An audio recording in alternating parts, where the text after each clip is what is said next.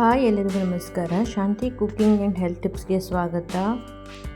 ನಾನಿವತ್ತು ಹೋಟೆಲ್ಗಳಲ್ಲಿ ಸಿಗುವಷ್ಟೇ ರುಚಿಯಾಗಿಯೇ ಕ್ಯಾಬೇಜ್ ಮಂಚೂರಿಯನ್ನು ಮನೆಯಲ್ಲಿಯೇ ಹೇಗೆ ಮಾಡ್ಕೊಳ್ಳೋದು ಅಂತ ತೋರಿಸ್ಕೊಡ್ತಾ ಇದ್ದೀನಿ. ಬನ್ನಿ ಹಾಗಿದ್ರೆ ಇದನ್ನ ಹೇಗೆ ಮಾಡೋದು ಅಂತ ನೋಡೋಣ. ಅದಕ್ಕಿಂತ ಮೊದಲು ಯಾರೆಲ್ಲ ನಮ್ಮ ಚಾನಲ್ ನೋಡ್ತಾ ಇದ್ದೀರಾ ಪ್ಲೀಸ್ ಲೈಕ್ ಆ್ಯಂಡ್ ಸಬ್ಸ್ಕ್ರೈಬ್ ಮಾಡಿ ಆ್ಯಂಡ್ ಸಪೋರ್ಟ್ ಮಾಡಿ. ನಾನಿಲ್ಲಿ ಕ್ಯಾಬೇಜನ್ನು ಸಣ್ಣದಾಗಿ ಕಟ್ ಮಾಡಿ ಇಟ್ಕೊಂಡಿದ್ದೀನಿ. ನೋಡಿ, ಈ ರೀತಿ ಇಷ್ಟು ಸಣ್ಣದಾಗಿ ಕಟ್ ಮಾಡ್ಕೊಳ್ಬೇಕು. ನಂತರ ನಾನು ಇದಕ್ಕೆ 3 ಸ್ಪೂನ್ ಆಗುವಷ್ಟು ಜೋಳದ ಹಿಟ್ಟು ಅಂದರೆ ಕಾರ್ನ್ಫ್ಲವರನ್ನು ಸೇರಿಸ್ಕೊಳ್ತಾ ಇದ್ದೀನಿ. ಹಾಗೆ 3 ಸ್ಪೂನ್ ಆಗುವಷ್ಟು ಮೈದಾ ಹಿಟ್ಟನ್ನು ಸೇರಿಸ್ಕೊಳ್ತಾ ಇದ್ದೀನಿ. ನೀವು ಬೇಕು ಅಂತಂದರೆ ಪೂರ್ತಿಯಾಗಿ ಕಾರ್ನ್ಫ್ಲವರನ್ನೇ ಸೇರಿಸ್ಕೊಳ್ಬೋದು. ನಂತರ ಇದಕ್ಕೆ 1 ಸ್ಪೂನ್ ಆಗುವಷ್ಟು ಖಾರ ಪೌಡ್ರನ್ನು ಸೇರಿಸ್ಕೊಳ್ತಾ ಇದ್ದೀನಿ. ಹಾಗೆ ರುಚಿಗೆ ಬೇಕಾದಷ್ಟು ಉಪ್ಪು ಮತ್ತು 1 ಸ್ಪೂನ್ ಆಗುವಷ್ಟು ಶುಂಠಿ ಬೆಳ್ಳುಳ್ಳಿ ಪೇಸ್ಟನ್ನು ಸೇರಿಸ್ಕೊಳ್ತಾ ಇದ್ದೀನಿ. ನಂತರ ಇದಕ್ಕೆ ನೀರನ್ನು ಸೇರಿಸ್ಕೊಳ್ಳದೆ ಹಾಗೆ ಡ್ರೈ ಆಗಿಯೇ ಇದನ್ನು ಕಲಿಸ್ಕೊಳ್ಬೇಕು. ಕ್ಯಾಬೇಜ್ನಲ್ಲಿಯೇ ನೀರಿನಂಶ ಇರೋದ್ರಿಂದ ನಾವು ಇದಕ್ಕೆ ನೀರನ್ನು ಸೇರಿಸ್ಕೊಳ್ಳೋದೇನು ಬೇಕಾಗಲ್ಲ, ಹಾಗೆ ಕಲಿಸ್ಕೊಳ್ಬೋದು. ನೋಡಿ, ಇವಾಗ ನಾನು ತೊಗೊಂಡಿರೋ ಕಾರ್ನ್ಫ್ಲವರು ಮತ್ತು ಮೈದಾ ಹಿಟ್ಟು ಸಾಕಾಗಿಲ್ಲ ಸ್ಟಾರ್ಟಿಂಗಲ್ಲಿ, ಅದಕ್ಕೋಸ್ಕರ ಇವಾಗ ಇನ್ನು 2 ಸ್ಪೂನ್ ಆಗುವಷ್ಟು ಮೈದಾ ಹಿಟ್ಟು ಹಾಗೂ ಕಾರ್ನ್ಫ್ಲವರನ್ನು ಸೇರಿಸ್ಕೊಳ್ತಾ ಇದ್ದೀನಿ. ಈ ಹಿಟ್ಟನ್ನು ಸೇರಿಸ್ಕೊಳ್ಳುವಾಗ ಯಾವಾಗಲೂ ಒಂದೇ ಸಲಕ್ಕೆ ಸೇರಿಸ್ಕೊಳ್ಬಾರ್ದು, ನಿಧಾನಕ್ಕೆ ಬೇಕು ಅಂತಂದರೆ ಮಧ್ಯದಲ್ಲಿ ಸೇರಿಸ್ಕೊಳ್ಬೇಕು. ನೋಡಿ, ನಿಮ್ಮ ಕನ್ಸಿಸ್ಟೆನ್ಸಿಗೆ ತಕ್ಕ ಹಾಗೆ ಮತ್ತೆ ಬೇಕು ಅಂತಂದರೆ ಸೇರಿಸ್ಕೊಳ್ಳಿ. ನೋಡಿ, ಇವಾಗ ಇದು ಒಂದು ಹದಕ್ಕೆ ಕಲಸಿಟ್ಕೊಂಡಿದ್ದೀನಿ ನಾನು. ಇದಕ್ಕೆ ಮತ್ತೇನು ಹಿಟ್ಟನ್ನು ಸೇರಿಸ್ಕೊಳ್ಳೋದು ಬೇಕಾಗಿಲ್ಲ. ಈ ರೀತಿಯಾಗಿ ಬಂದರೆ ಸಾಕು, ಇಷ್ಟು ಕೋಟಿಂಗ್ ಎಲ್ಲ ಕರೆಕ್ಟಾಗಿರುತ್ತೆ. ನಂತರ ಇದನ್ನು ಸಣ್ಣ ಸಣ್ಣ ಉಂಡೆಗಳನ್ನಾಗಿ ಸಹಿತ ಮಾಡ್ಕೊಳ್ಬೋದು. ಗೋಬಿ ಎಲ್ಲ ಯಾವ ಸೈಜಲ್ಲಿ ಇರುತ್ತೆ ಅಂತ ಗೊತ್ತಿರುತ್ತೆ, ಆ ಸೈಜಿಗೆ ಸಣ್ಣ ಸಣ್ಣ ಉಂಡೆ ಬೇಕಿದ್ರೆ ಮಾಡ್ಕೊಳ್ಬೋದು.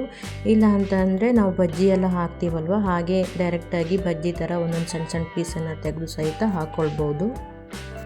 ನಾನು ಮೊದಲೇ ಗ್ಯಾಸ್ ಮೇಲೆ ಎಣ್ಣೆ ಕಾಯಕ್ಕೆ ಇಟ್ಟಿದ್ದೆ. ಎಣ್ಣೆ ಚೆನ್ನಾಗಿ ಕಾದ್ಮೇಲೆ ಮಾಡಿಟ್ಕೊಂಡಿರುವಂತಹ ಕ್ಯಾಬೇಜ್ ಮತ್ತು ಕಾರ್ನ್ಫ್ಲವರ್ ಮಿಶ್ರಣವನ್ನು ಒಂದೊಂದೇ ಆಗಿ ನಿಧಾನಕ್ಕೆ ಬಿಟ್ಕೊಳ್ತಾ ಇದ್ದೀನಿ.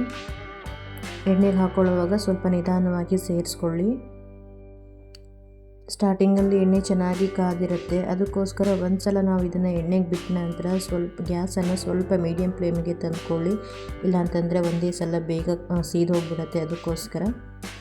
ಹಾಗೆ ಎಣ್ಣೆಗೆ ಹಾಕಿದ ತಕ್ಷಣವೇ ಇದನ್ನು ಮರ್ಚ್ಕೊಳ್ಳೋಕೆ ಹೋಗಬೇಡಿ. 1-2 ನಿಮಿಷ ಬಿಟ್ಟು ನಿಧಾನವಾಗಿ ಆ ಕಡೆ ಈ ಕಡೆ ತಿರುಗಿಸ್ಕೊಳ್ತಾ ಇದನ್ನು ಬೇಯಿಸ್ಕೊಳ್ಬೇಕು. ಸುಮಾರು ಒಂದು 5 ನಿಮಿಷ ಇದನ್ನು ಮೀಡಿಯಮ್ ಫ್ಲೇಮಲ್ಲೇ ಇಟ್ಕೊಂಡು ಬೇಯಿಸ್ಕೊಳ್ಳಿ. ಚೆನ್ನಾಗಿ ಒಳಗಡೆ ಎಲ್ಲ ಬೇಯಬೇಕು. ಕ್ರಿಸ್ಪಿಯಾಗಿ ಚೆನ್ನಾಗಿ ಬೆಂದ ನಂತರ ನಾನು ಇದನ್ನು ಎಣ್ಣೆಯಿಂದ ಹೊರಗಡೆ ತೆಗಿತಾ ಇದ್ದೀನಿ.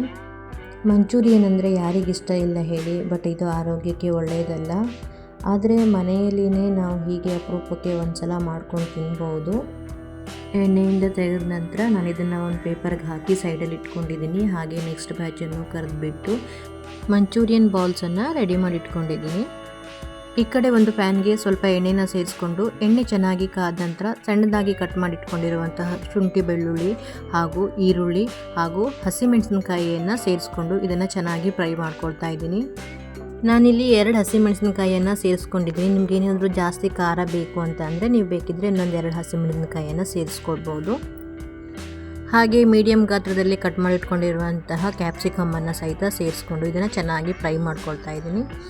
ಕ್ಯಾಪ್ಸಿಕಮ್ ಮತ್ತು ಈರುಳ್ಳಿ ಎಲ್ಲ ಚೆನ್ನಾಗಿ ಫ್ರೈ ಆದ ನಂತರ ಇವಾಗ ಇದಕ್ಕೆ 2 ಸ್ಪೂನ್ ಆಗುವಷ್ಟು ಸೋಯಾ ಸಾಸ್, 2 ಸ್ಪೂನ್ ಆಗುವಷ್ಟು ರೆಡ್ ಚಿಲ್ಲಿ ಹಾಗೂ 2 ಸ್ಪೂನ್ ಆಗುವಷ್ಟು ಟೊಮೊಟೊ ಕೆಚಪನ್ನು ಸೇರಿಸ್ಕೊಂಡು ಇದನ್ನು ಚೆನ್ನಾಗಿ ಫ್ರೈ ಮಾಡ್ಕೊಳ್ತಾ ಇದ್ದೀನಿ.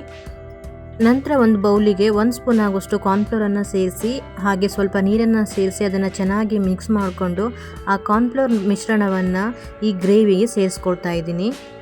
ಹೀಗೆ ಗ್ರೇವಿಗೆ ಕಾರ್ನ್ಫ್ಲವರ್ ಮಿಶ್ರಣವನ್ನು ಸೇರಿಸ್ಕೊಳ್ಳೋದ್ರಿಂದ ಸ್ವಲ್ಪ ಥಿಕ್ನೆಸ್ ಬರುತ್ತೆ. ನಂತರ ಇವಾಗ ಇದಕ್ಕೆ ಒಂದು ಅರ್ಧ ಸ್ಪೂನ್ ಆಗುವಷ್ಟು ಲಿಂಬು ರಸನ ಸೇರಿಸ್ಕೊಳ್ಬೇಕು. ನಾನು ಹಾಕಿದ್ದೀನಿ, ಬಟ್ ವಿಡಿಯೋ ಕ್ಲಿಪ್ ಮಿಸ್ ಆಗಿದೆ. ಹಾಗೆ ಚೆನ್ನಾಗಿ ಮಿಕ್ಸ್ ಮಾಡಿಕೊಂಡು ಗ್ರೇವಿ ಎಲ್ಲ ಸ್ವಲ್ಪ ಕುದಿ ಬಂದ ನಂತರ ಇದಕ್ಕೆ ಇವಾಗ ಮಾಡಿಟ್ಕೊಂಡಿರುವಂತಹ ಮಂಚೂರಿಯನ್ ಬಾಲ್ಸನ್ನು ಸೇರಿಸ್ಕೊಳ್ತಾ ಇದ್ದೀನಿ. ಎಲ್ಲ ಮಂಚೂರಿಯನ್ ಬಾಲ್ಸನ್ನು ಸೇರಿಸ್ಕೊಂಡ ನಂತರ ಇವಾಗ ಇದನ್ನು ಗ್ರೇವಿ ಜೊತೆ ಚೆನ್ನಾಗಿ ಮಿಕ್ಸ್ ಮಾಡ್ಕೊಳ್ಬೇಕು. ಬಾಲ್ಸ್ ಎಲ್ಲ ಗ್ರೇವಿನ ಚೆನ್ನಾಗಿ ಹೀರ್ಕೊಳ್ಬೇಕು. ಅಲ್ಲಿವರೆಗೂ ಇದನ್ನು ಚೆನ್ನಾಗಿ ಮಿಕ್ಸ್ ಮಾಡ್ಕೊಳ್ಳಿ.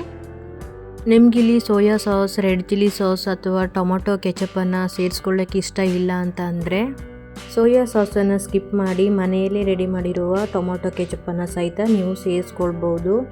ಇವಾಗ ಇದಕ್ಕೆ ಕೊನೆಯಲ್ಲಿ ಸಣ್ಣದಾಗಿ ಕಟ್ ಮಾಡಿದ ಕೊತ್ತಂಬರಿ ಸೊಪ್ಪನ್ನು ಸೇರಿಸ್ಕೊಂಡು ಒಮ್ಮೆ ಚೆನ್ನಾಗಿ ಮಿಕ್ಸ್ ಮಾಡ್ಕೊಳ್ತಾ ಇದ್ದೀನಿ.